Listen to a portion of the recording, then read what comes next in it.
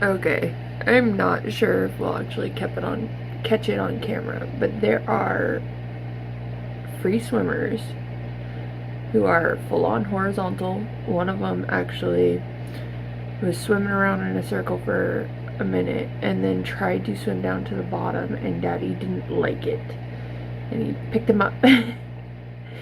He's still in his mouth right now, but it was kind of funny.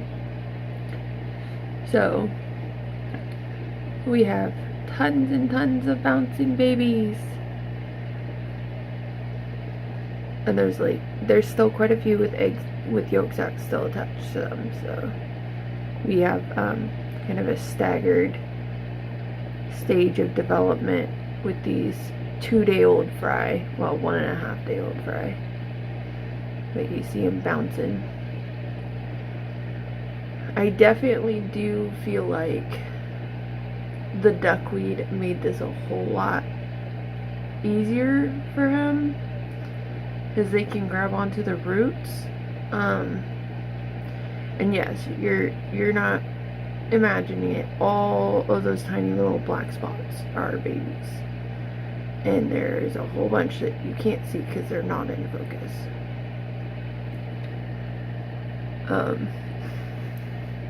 See that one skip across? It went sideways. Yeah, see him? See him?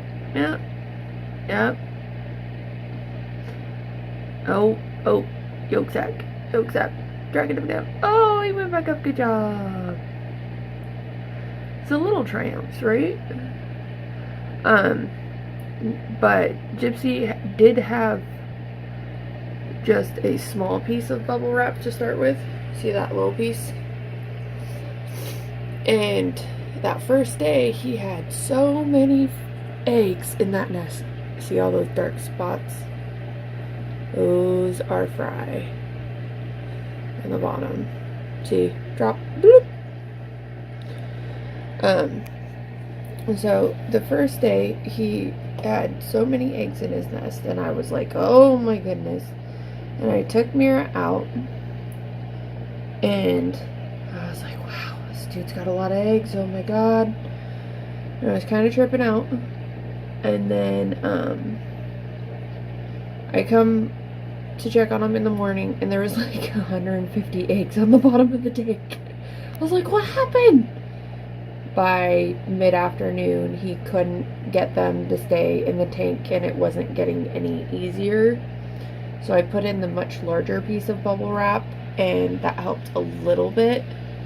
But I went to a privately owned pet store in my town, and I got some duckweed from them for like cents. I mean, this is only a portion of the duckweed. I put some in a couple of my other tanks, and it came out to like, I think 90 cents or something like that. Super cheap, but it seems to have made all the difference for him having a much easier time keeping the eggs in the nest, and now the fry at the top of the surface, because they're not staying in the nest.